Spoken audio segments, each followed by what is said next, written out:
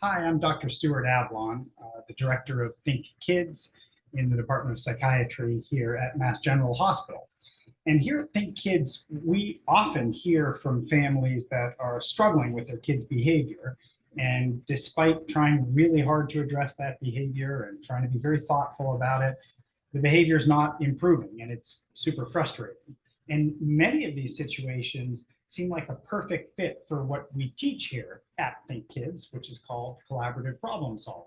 A family wrote into us and said when it's time for their family to leave somewhere, their 7-year-old suddenly decides that they don't want to leave. And they said this has been happening every day this week and behavior is not improving, but instead getting worse. They talk about it afterwards, and their child knows that it's not okay to refuse to leave like this. They don't want to yell. They don't want to chase their kid down. They don't want to have to physically remove them, nor do they want to have to just wait it out. They are basically aware these aren't reasonable or effective solutions. And they're worried that when these things happen in public places, it may not be safe if things continue to escalate and they run. And let's be honest, it's also fairly embarrassing as well. So the first thing I would say is remember, this is about skill, not will here. It is really easy in a situation like this to just ascribe this to a willful child who just doesn't want to leave. And, when I talk to families, usually they'll say, well, they're happy to leave if it's something they don't like. And if we're going to go somewhere super exciting, like getting ice cream or something like that, well, then, there's no problem leaving. So doesn't that show that this is just sort of under their control? And it's just a question of whether they want to or not. So maybe we just need to make it in their best interest. And I would say, you know what? It's not that simple, in fact.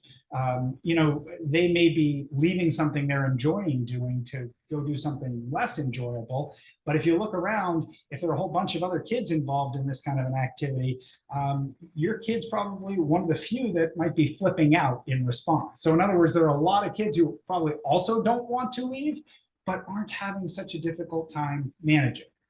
It reminds me in a school setting of when it's time to come in from recess. Usually if you've got, say, 25 kids or something, there are a few that are really going to struggle with that transition, whereas 23 of them might come right on in. And is that because the other 23 prefer math to recess? Probably not. They probably would prefer to stay on recess as well, but they have an easier time managing transitions. And that, folks, is a skill. It's a skill that we clinicians call shifting cognitive set.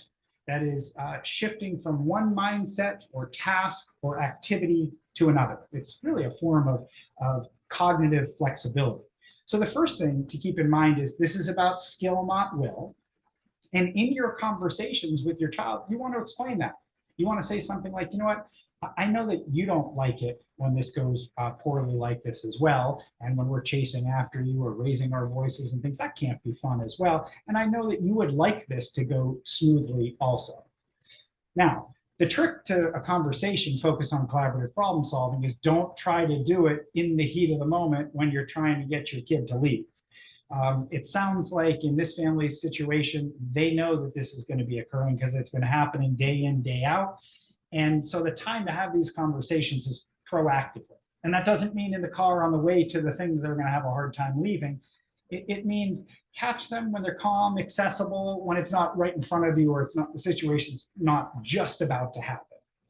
And what you want to do is you want to start by just bringing it up, but don't bring it up in a way that is going to frustrate your kid and have them on the defensive immediately. Bring it up by reassuring them. Don't worry, you're not in trouble. We've just noticed that when it's time to leave the soccer field, you get pretty frustrated and it looks like you're having a hard time leaving. You're not in trouble. We just want to help. And then you go into empathy mode. And empathy mode doesn't mean just expressing your understanding. It means trying to gather information from your child. Fill us in.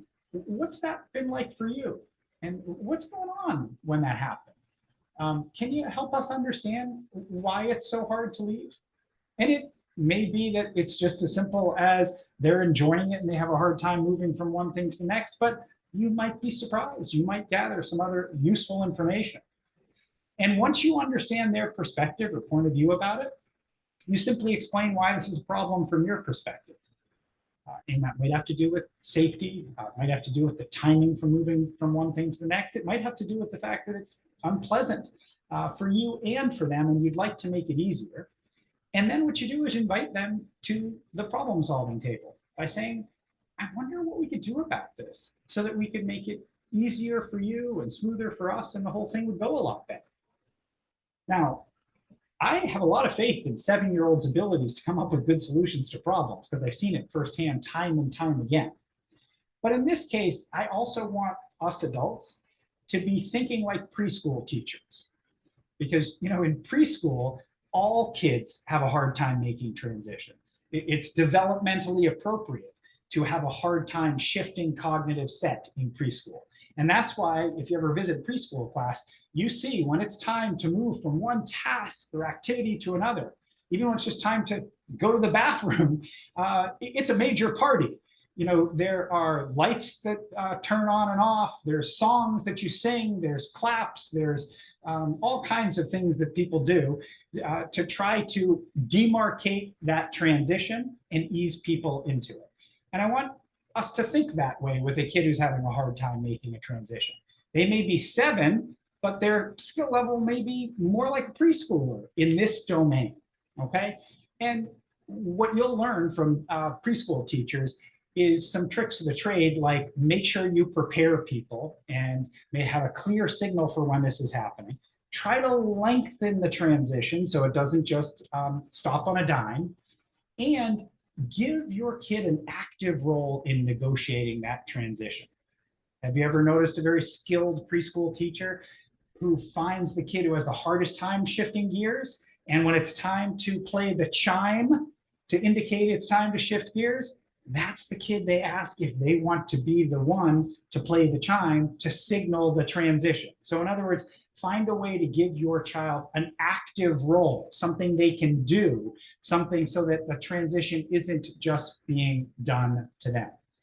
Hopefully that combination of some ideas you can come to the problem solving table with if needed, as well as your child's perspective and brainstorming, can make it easier trying to negotiate this. But remember, you're in it together. This is collaborative problem solving.